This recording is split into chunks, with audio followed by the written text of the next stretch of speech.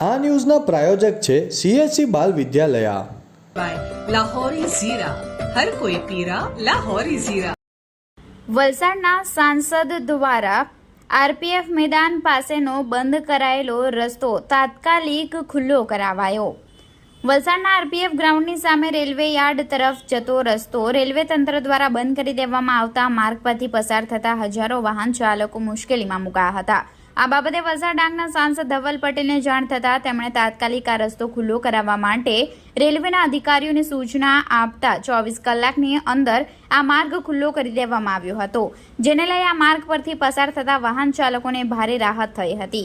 ત્યારે વલસાડ રેલવે વિભાગ દ્વારા કોઈને પણ જાણ કર્યા વિના આ માર્ગ બંધ કરી દેવામાં આવતા માર્ગ પર પસાર થતા સ્કૂલના વિદ્યાર્થીઓ, નોકરિયાત વર્ગ તેમજ અધિકારીઓને આશરે 1.5 થી 2 કિલોમીટરનો વિસ્તાર ફરીને જવાની નોબત ઊભી થઈ હતી અને નાના તેમજ મોટા વાહન ચાલકોને ભારે ટ્રાફિકનો સામનો કરવો પડતો હતો, જેનાથી આ માર્ગનો ઉપયોગ કરતા લોકોને ભારે હાલાકી વેઠવી પડી હતી.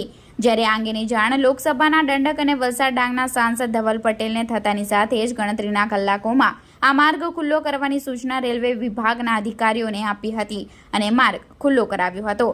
આ કામગીરી સમય સ્થળ પર રેલવે સ્ટેશન સલાહકાર સમિતિના સભ્ય અમીશ પટેલ, ભાજપના કાર્યકર્તા આશીષભાઈ દેસાઈ, ભાજપ કાર્યકર્તા સુનિલભાઈ કવો ઉપસ્થિત રહ્યા હતા. સૌને નમસ્કાર.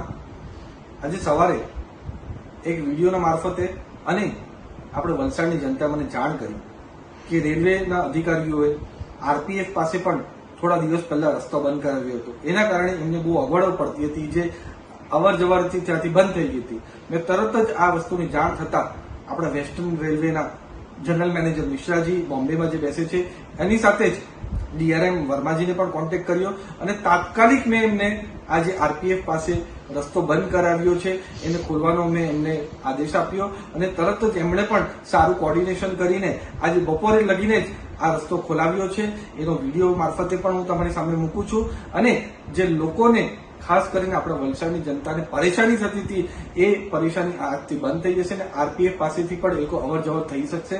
આવનાર દિવસોમાં પણ આવા જેટલા રસ્તા બંધ છે એ ખોલવા માટે હું પૂરેપૂરો પ્રયાસ કરીશ.